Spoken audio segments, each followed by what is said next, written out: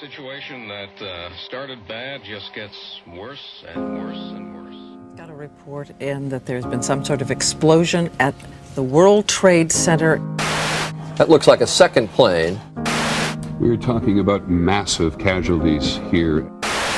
2 airplanes have crashed into the World Trade Center in an apparent terrorist attack on our country.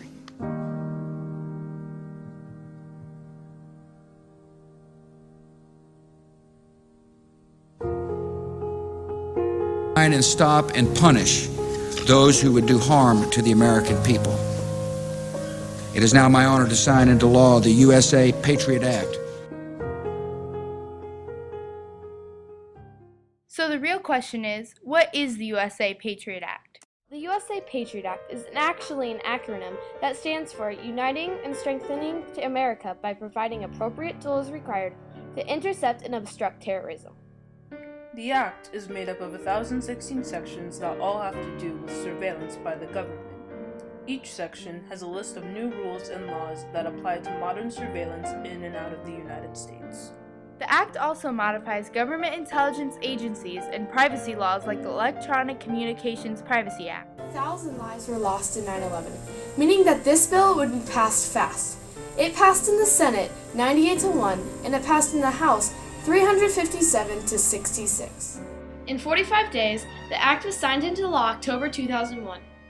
1,016 sections, the most debated of these is Section 215 of the Patriot Act, the allowance of government intelligence agencies to look at phone, internet, and medical records under the Foreign Intelligence Surveillance Act, or FISA. Many Americans take issue with the section in the medical sense, arguing that it is unconstitutional in the way that it overrides HIPAA, which protects against the unlawful violation and the obtainment of personal medical records. Others say that it actually is lawful because each application for a reduction order, a request to look at medical records, must be registered by a magistrate or judge to determine if the search is authorized. To get some insight of the medical world, we traveled to Bluffton Hospital in Indiana to interview PTA Louise Reynolds. I have limited access to patient records. As long if I have a name of someone that I'm working with, I can pull that up, but only to a certain degree. It is necessary, though, to put this all into perspective. In fact, the majority of information taken by the government is actually in internet data. That's right. The USA Patriot Act allows government to record and collect internet searches and documents of an individual's activity being held by third parties. The FBI can also regularly track the calls of millions of Americans. This includes emails, international calls, and texts.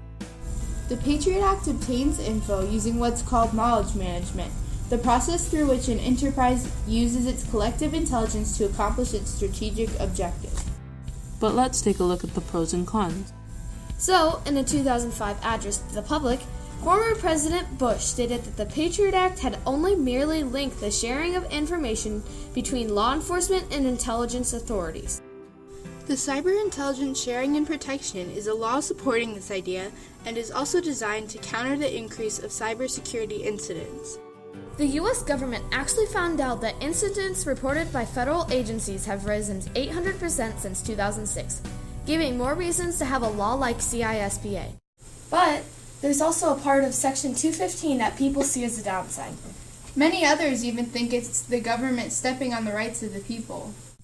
Section 215 allows the FBI to make anyone at all, including doctors, libraries, bookstores, universities, and internet service providers, to turn over records on their clients or customers. They do this using national security letters, or NSLs, to a company, asking for information.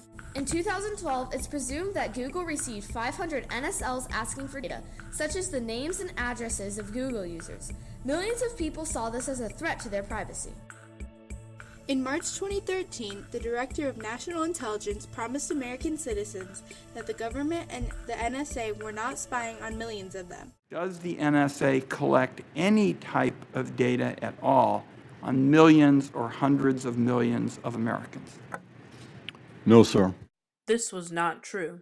On June 5th, 2013, former NSA agent Edward Snowden began leaking information to the public that stated that the NSA was collecting enormous amounts of private information from citizens. these amounts in the millions. People became outraged. They were lied to, and they thought that the act was unconstitutional. The right of the people to be secure in their persons, houses, papers, and effects against unreasonable searches and seizures. Unreasonable searches and seizures. So that relates to citizens' rights to be secure in their persons and their things and keep them secure from government. Lawsuits flew rapidly, but most were dismissed. Even with cases shut down, this still led to reform. In fall 2013, Obama introduced laws and bills like the USA Freedom Act and released previously secret visa documents. Along with reform, the act has also been making a name for itself in politics. Politicians like Rand Paul and Senator Wyden are completely against the current act, wanting to change it or completely eradicate it. What's important is that today, all Americans finally have access to the facts so that they can make up their own mind. Paul's website also deals heavily with the same topic, but what does this all mean? In today's modern day and age of technology and the storage of documents, our system of the Patriot Act needs to be checked daily. More information is being stored on the internet today than 10 years ago, and it is important we check our rights are not being taken away while keeping ourselves safe. The USA Patriot Act is one of the most important topics as a 2016 president. It's important that we adjust the Patriot Act so that it protects the rights, privileges, and safety concerns of Americans everywhere.